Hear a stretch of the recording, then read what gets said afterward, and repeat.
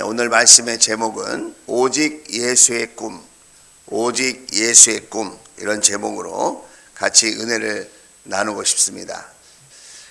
우리는 교회를 다니는 사람들이죠. 그런데 교회를 왜 다니는지는 우리가 생각을 깊이 못할 때가 있는 것 같아요. 나는 왜 교회를 다니죠? 우리는 예수님을 믿기 때문에. 할렐루야. 예수님을 믿기 때문에. 아멘이죠? 자, 예수님을 믿기 때문에, 예수님을 믿기 때문에 교회를 다니는 거예요. 예수님을 안 믿는다면 교회를 다니나 다른 곳을 다니나 별 차이가 없는 거죠. 나는 예수님을 믿는 사람이에요. 자, 그러면 왜 예수님을 믿어야 할까요? 예수님을 왜 믿어야 할까? 여러분 생각해 보신 적이 있으실 건데 언제 생각해 봤는지 기억이 안 나죠? 여러분 그림을 한번 그려보겠습니다. 여러분 각자 생각으로 그림을 한번 그려보세요. 망망대해 가운데 허우적거리는 사람, 물에 빠져서 허우적거리는 사람을 한번 생각해 보세요. 내가 지금 망망대해 바다에 거기 빠졌어 지금. 거기서 이제 허우적거리고 있어. 내가 막 허우적거리고 있어. 근데 나만 그렇게 허우적거리고 있는 게 아니라 지금 여러분 옆에 앞뒤에 있는 분이 같이 허우적거리고 있는 거예요. 거기서. 자, 같이 허우적거리는 사람이 그 옆에 있는 사람을 도울 수 있을까요? 똑같이 물에 빠진 사람들은 똑같이 허우적거리는 사람은 옆에 빠져 있는 사람을 도울 수 없습니다. 누군가 나를 건져내려면, 그러니까 건진다, 이걸 구원이라고 그래요. 건져낸다, 그걸 구원이라고 그래요. 건강의 문제에서 건져내고, 물질의 문제에서 건져내고, 가정의 문제, 인간관계의 문제에서 건져내고, 우리가 이 세상을 살면서 얻게 되는 모든 걱정과 두려움에서 우리를 건져내는 것, 우리가 죽어서 천국 가는 것도 구원이지만 우리의 삶의 문제에서 내가 자유롭게 해방되는 것, 내가 치유와 건강을 얻게 되는 것, 온전케 되는 것, 그것도 구원이라고 성경은 말한다 이거예요. 우리가 구원이라고 말할 때 죽어서 천국 가는 것만 구원이라고 말하지 않는다 성경은. 그래서 우리가 전인격적인 구원, 그것을 성경은 말하고 있다는 거예요. 여러분은 지금 어떤 문제를 가지고 이 자리에 오셨어요? 우리가 보기에 남이 내 주변에 있는 남들이 나보다 더 나아 보이고 좋아 보이고 기뻐 보이고 행복해 보이고 할 수 있어요. 그런데 어떤 사람도 문제가 없는 사람이 없고요. 걱정이 없는 사람이 없고요. 두려움이 없는 사람이 없다는 거예요. 우리는 다 물에 빠진 사람처럼 그렇게 살아요. 그래서 우리를 물에 빠진 저와 여러분을 건져내려면 나를 건지는 사람은, 나를 건지는 존재는 나하고 똑같은 상황에 매여 있지 않는 존재여야 돼. 나하고 똑같은 상황에 매여 있지 않는 사람이어야 돼. 그래야 나를 건져낼 거 아니에요? 그래야 저와 여러분을 건져낼 거 아니겠어요? 성경은 이런 상태를 이렇게 이야기해요. 로마서 3장 23절 같이 읽겠습니다. 시작. 모든 사람이 죄를 범하였습니다. 그래서 사람은 하나님의 영광에 못 미치는 처지에 놓여 있습니다. 아멘. 여러분이 생각할 때 죄는 뭐예요?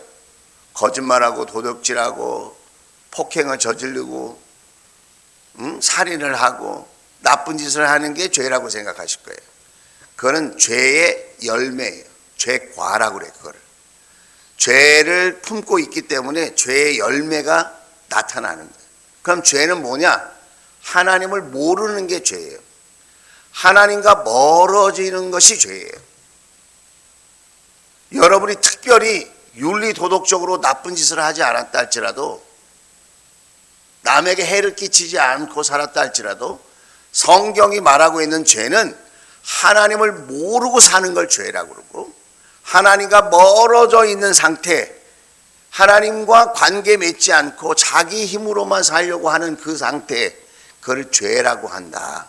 그걸 관역에서 빗겨난 삶이라고 그래요. 하나님과 우리는 관계 맺고 살아가게 지음받은 거예요. 그런데 모든 사람들이 자기 힘으로, 세상의 힘으로 살려고 그래요. 그래서 하나님 없는 열심이 죄라는 걸 아셔야 돼요. 난 열심히 사는데, 나는 착하게 사는데, 그건 내 생각이고 성경이 그걸 죄라고 말한다. 지금은 열심히 살아서 번듯하게 사는 것 같지만 죄를 범하였기 때문에 하나님의 기준에 못 미쳐서 그는 어떻게 됩니까? 천국에 갈 수 없다 이거예요. 다시 말하면 내 삶의 문제를 하나님께 도움을 받을 수 없다는 거예요. 우리는 다 죄라는 깊은 바다에 빠져 있어요. 인간 중에 스스로 나는 구원자라고 말할 사람이 없다는 거예요. 있을 수 없는 일이다라는 거예요. 구원자가 되려면 두 가지가 충족돼야 돼요. 자, 우리가 예수 믿는, 왜 예수여야 하는가, 왜 우리는 예수님을 믿어야 하는가를 지금 얘기하고 있는 거예요. 왜 예수님만이 구원자인가? 구원자가 되려면 두 가지가 충족돼야 돼요. 첫째는 인간 이상의 존재여야 돼요. 인간 이상의 존재. 인간과 똑같아서는, 똑같은 처지에 놓여 있는 존재로는 구원자가 될 수 없어요. 구원자는 반드시 인간보다 초월적인 존재여야 한다는 거예요. 초월적인 존재여야 된다는 말이 무슨 말이냐? 히브리서 4장 15절에 우리의 대제사장은 우리의 연약함을 동정하지 못하시는 분이 아닙니다. 우리의 대제사장, 온전한 대제사장, 영원한 대제사장, 예수님을 얘기하는 거예요. 예수님은 우리의 연약함을 동정하신다. 다 알고 있다는 거예요. 우리 인생의 생로병사, 크고 작은 죄의 문제에, 삶의 짐에 묶여서 살아가는 것, 그걸 다 알고 계신다는 거예요. 그걸 동정하신다는 거예요. 공감하신다는 거예요. 그런데 그는 모든 점에서 우리와 마찬가지로 이렇게 인생을 살면서 크고 작은 시험을 받으셨지만 우리랑 다른 점이 있다. 그게 뭐냐? 그분은 죄가 없으시다. 예수님은 죄가 없어요. 우리랑 똑같이 인생을 사셨지만 우리보다 초월적인 존재예요. 초월적인 다른 존재라는 거예요. 그게 뭐냐면 그분에게는 죄가 없다는 거예요. 우리에게는 죄가 있고 그분에게는 죄가 없다. 그분은 죄의 영향력 바깥에 있는 분이라는 거예요. 우리는 죄의 영향력에 하루하루 허덕거리면서 살고 죄를 이기지 못해서 우리는 낙심하고 절망하고 두려워하고 염려하고 걱정하고 이렇게 살아가는데 매일 우리 예수님은 죄의 영향력 밖에 계시기 때문에 그분에게는 우리와 같은 죄의 매임이 없다 이거예요. 뿐만 아니라 인간 이상의 존재여야 한다는 이 말은 그분은 영원한 분이어야 한다는 거예요. 영원한 분. 요한복음 11장 25절 26절이에요. 자, 같이 한번 읽어볼게요. 시작. 예수께서 마르다에게 말씀하셨다. 나는 부활이요 생명이니 나를 믿는 사람은 죽어도 살고 살아서 나를 믿는 사람은 영원히 죽지 아니할 것이다. 내가 이것을 믿느냐? 할렐루야. 예수님께 영원한 생명이 있다는 거예요. 영원한 생명. 인간이 풀지 못하는 두 가지 문제가 있는데 그 첫 번째 문제가 죄의 문제. 죄의 문제. 죄의 문제. 인간은 스스로 죄의 문제를 해결하지 못해요. 또 두 번째 문제는 죽음의 문제예요. 어떤 사람도 이 땅에 한번 태어난 사람은 그 사람이 아무리 지식이 많든 돈이 많든 권력이 많든 남들보다 운동을 열심히 하든 그가 남들보다 많은 재능이 있든 그는 죽어야 돼요. 사람은 한 번은 죽는다. 그런데 우리 예수님은 우리와 같이 똑같이 인간의 몸을 갖고 계셨기 때문에 죽으셨어요. 그러나 그것으로 끝나지 않고 예수님은 부활하셨고 영원한 생명의 주인이 되어진 줄로 믿습니다. 할렐루야. 구원자는 죽음을 이긴 생명을 갖고 있어야 된다는 거예요. 그래서 우리 예수님은 죽음을 극복하고 죽음을 이긴 초월적인 존재이기 때문에 여러분, 우리 예수님은 구원자로서의 첫 번째 조건을 완전히 충족시키는 유일하신 분이다 라는 거예요. 자, 뿐만 아니라 두 번째 조건이 있어요. 두 번째 조건은 뭐냐? 놀라운 역설인데 초월적인 분이면서 완전한 인간이어야 돼요. 구원자는 하나님이어야 함과 동시에 우리와 똑같은 인간이어야 돼요. 왜 그렇죠? 우리가 만나고 있는, 겪고 있는 이 죄를, 그 죄가 무엇인지를 아시는 분이어야 돼요. 만약 명령으로 그냥 구원하신다면 그것은 강압적인 구원이 될 거예요. 우리 하나님은 사랑의 하나님이시기 때문에 어떤 일이든지 강압적으로 하지 않았어요. 사랑으로 자발적으로 하기를 원해요. 여러분, 우리도 예배 오세요, 예배 오세요. 그래서 예배 오는 단계가 있어요. 그러나 정말 예수님을 만나고 그 십자가의 사랑을 깨달으면 자기가 자발적으로 예배를 나오는 거예요. 좀 섬겨주세요, 봉사해주세요. 그렇게 해서 봉사도 하고 섬기기도 해요. 그런데 여러분, 기독교는 그게 아니에요.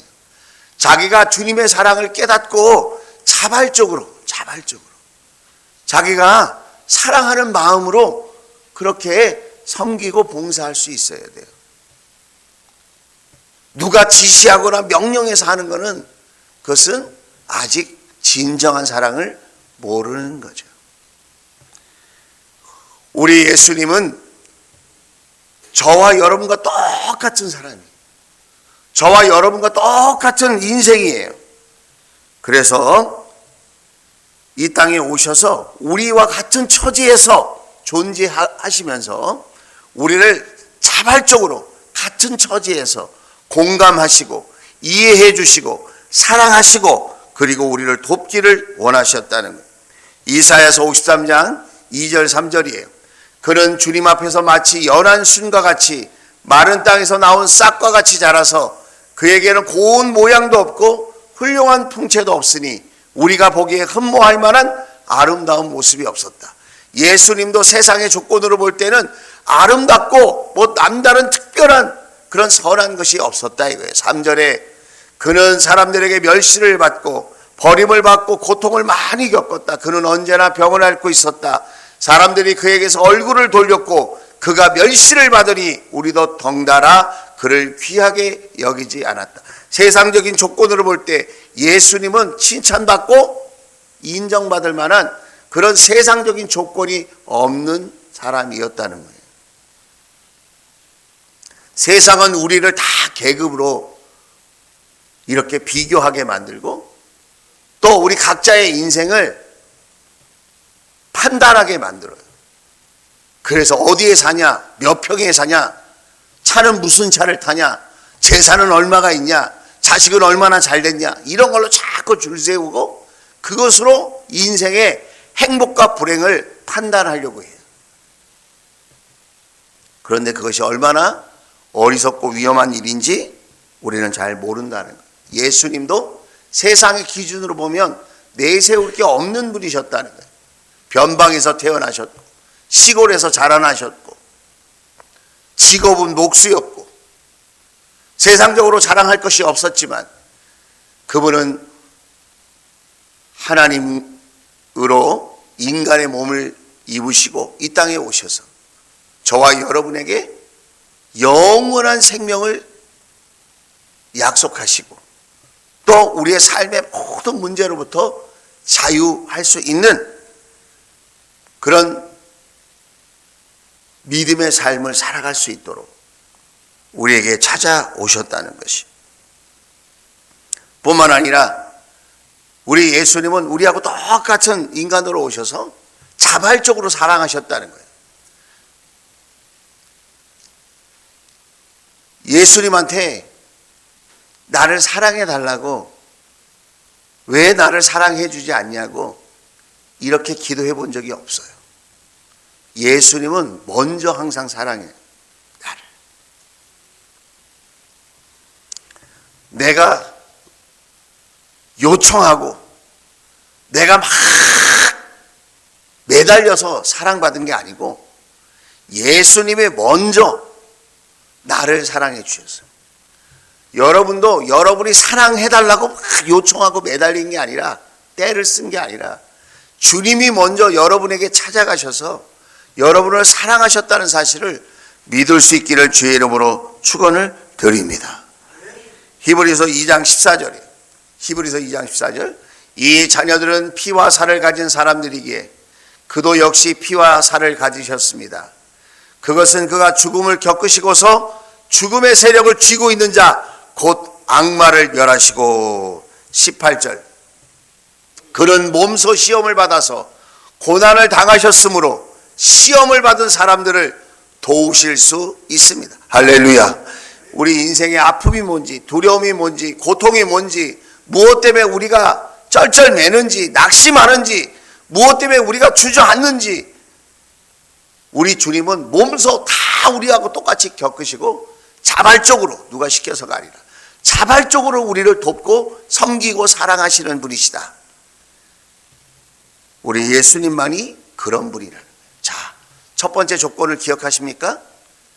인간보다 뛰어난 존재여야 한다는 거예요. 구원자가 되려면. 두 번째 조건을 기억하십니까? 완전한 인간으로서 나의 삶의 문제를 공감하시고 동감하시는 분이어야 된다는 거예요. 이 첫 번째 조건, 이 두 번째 조건을 완벽하게 이루신 분이 누구냐? 인류 역사상 단 한 분, 그분이 누구냐? 예수 그리스도라는 거. 한번 따라서 하겠습니다. 예수 그리스도. 다시 한번 예수 그리스도. 그분이 나의 구원자예요. 그분이 저와 여러분을 죄의 늪에서 죄의 바다에서 저와 여러분을 건져내실 수 있는 유일한 구원자라는 거예요. 유일한 구원자. 같이 물에 빠진 사람은 구할 수가 없어요. 수영장에 있으면 혹시 몰라. 망망대해에서 빠져 있는 사람은 그렇게 하면 안 돼. 그 바다 바깥에 있는 사람이 건져내야 돼요. 그 바다 위에 있는 사람이 건져내야 돼요. 예수님은 훌륭한 성인과 철학자 그 수준이 아닙니다. 예수님은 무슨 도덕적 스승이나 선생도 아닙니다. 우리를 위해서 하늘 보좌를 버리시고 죄의 물속에 뛰어들으신 우리를 살리려고 죄의 그 물속에 뛰어들어서 우리를 붙잡고 우리를 살려내시는 유일한 분이시라는 거예요. 죄에 빠져서 허덕이는 세상의 근심과 걱정과 물질과 수많은 관계와 건강의 삶의 죄의 문제, 하나님으로부터 멀어지고 틈만 나면 자기의 욕심을 다스리지 못하고 자기의 두려움을 다스리지 못해서 쩔쩔매고 있는 우리 인생들, 그런 인생들에게 주님이 다가오셔서 우리의 인생을 붙들어 주신다는 거예요. 우리가 이렇게 호흡이 있을 때는 세상적인 기준으로 막 말을 하고 그런 기준 안에서 사는 것이 전부인 것 같지만 여러분, 우리의 삶에 호흡이 사라지는 날이 와요. 호흡이 멈추는 날이 와요. 그게 멀지 않았어요. 우리는 죄에 허덕이고 살면서도 나는 남들보다 잘 먹으니까 남들보다 평안하니까 나는 괜찮다. 이 정도면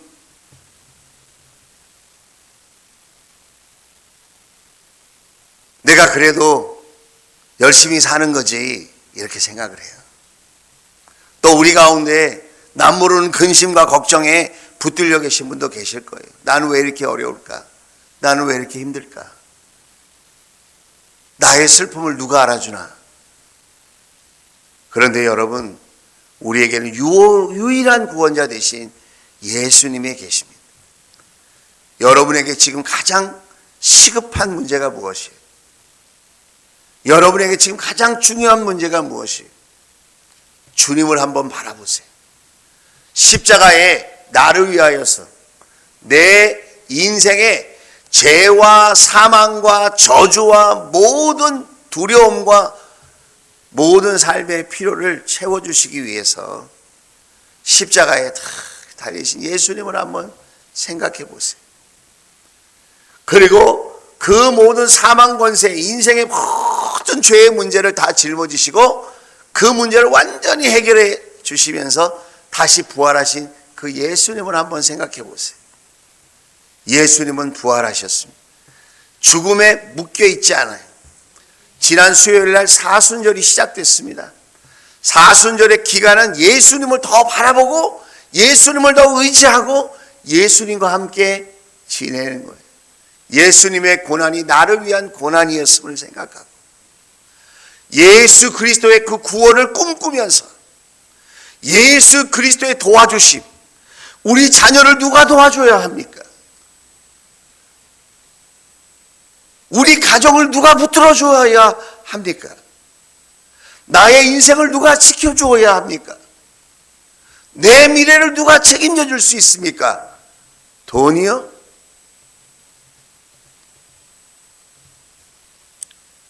세상의 그 무엇도 나를 온전하게 지키고 돌볼 수 없습니다.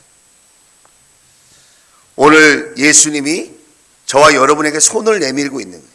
보이지 않지만 구나가 내가 너와 함께하기를 원한다. 주님이 손을 내밀고 있어요. 오늘 우리는 그 손을 잡아야 될까요? 말아야 될까요? 나 열심히 살아요. 그런 손 내밀지 말아요. 혹시 그런 분이 계시나요? 주님이 손 내밀 때 주님 나를 구원해 주십시오. 나를 살려 주십시오. 나를 주 안에서 살게 해 주십시오. 나를 주 안에서 일으켜 주십시오. 여러분, 주님께서 마다하지 않고 우리를 살려내시고 우리를 살아내게 하시고 우리를 멋지게 들어 사용해 주실 줄로 믿습니다. 늪에 빠진 사람이 있었어요. 늪에 빠진 사람이 막 살려고 움직이면 어떻게 될까요? 더 빠져. 자, 이게 중요한 얘기입니다. 늪에 빠진 사람이 살려고 막 노력하고 발버둥칠수록 어떻게 돼요? 역설적이게도 노력하면 잘 돼야 되는데 늪에 빠진 사람은 열심히 노력할수록 더 빨리 빠져. 늪에 빠진 사람은 어떻게 해야 될까요? 늪 바깥에 있는 사람이 건져줘야 돼. 우리의 인생이 마치 늪에 빠진 것과 같아요. 인생이라고 하는 늪. 우리가 노력하는 건 잘하는 건데 늪에 빠진 사람은 노력할수록 더 빨리 빠진다. 이게 역설이에요. 역설. 나는 열심히 살아요. 직장도 다니고 공부도 하고. 나는 열심히 가정도 돌봐요. 잘하는 거죠. 근데 죄의 늪에 빠진 사람은 더 빨리 빠져요. 늪에 빠진 사람에게 유일한 해결은 늪 바깥에서 우리를 사랑하는 마음으로 건져주시려고 대기하고 계신 예수님을 붙잡는 거예요. 예수님이 내미는 그 손을 붙잡는 거예요. 천국 가는 것만 얘기하는 게 아니에요. 우리 자녀의 문제, 우리 부부의 문제, 우리 경제적인 문제, 건강의 문제, 내 영적인 문제, 내 미래에 대한 문제, 내가 생각하는 중요한 결정들, 거기에서 해답을 주실 수 있는 유일한 분은 예수님밖에 없다는 거예요. 우리가 함께 꿈꿨으면 좋겠어요. 전 그런 꿈이 있어요. 교회 오면 예수님을 더 간절히 바라보고 의지하는 거예요. 여러분이 봉사하는 것도 중요하고, 여러분이 이런저런 노력하고 애쓰고 열심히 사는 것도 너무너무 귀한 거지만, 여러분, 우리에게 그 무엇보다 중요한 건 뭐냐면 예수님을 바라보고 예수님이 내미신 그 손을 붙드는 거예요. 주님이 나를 붙들어 주시는 것을 내가 믿고 바라보는 거예요. 그리고 그 예수님께, 예수님 도와주세요. 제가 교회에 왔으니까, 내가 이렇게 예배를 드리니까, 내가 이렇게 기도를 하니까 예수님 나를 붙들어 주세요. 내가 이렇게 섬기니까 예수님 때문에 섬기는 겁니다. 예수님의 사랑 때문에 내가 이렇게, 예수님의 은혜 때문에 내가 이렇게 사는 겁니다. 예수님 나를 붙들어 주세요. 우리 자녀를 붙들어 주세요. 우리 남편을 붙들어 주세요. 우리 부모님을 붙들어 주세요. 나를 붙들어 주세요. 할렐루야. 직접 늪에 들어오셔요. 그래서 늪에 빠진 우리를 붙들어 주셔요. 내가 너를 구원하겠다. 할렐루야. 우리 예수님의 손을 붙들어야 된다. 주님만이 저 하늘 보좌를 버리시고 늪에 빠진 인생과 같은 우리에게 찾아오셔서 우리를 위하여 우리를 살리시려고 십자가에 죽으시고, 죽음이 끝이 아니고 영원한 삶이 있다는 것을 우리에게 보여주시려고 부활의 첫 열매가 되어주셨다는 거예요. 이 사순절 기간 동안 여러분, 우리는 예수님을 바라보고 예수님을 더 의지하고 예수님께 기도하고 예수님께 예배하고 예수의 꿈으로 살아갈 수 있는 저와 여러분 될 수 있기를 주의 이름으로 축복합니다.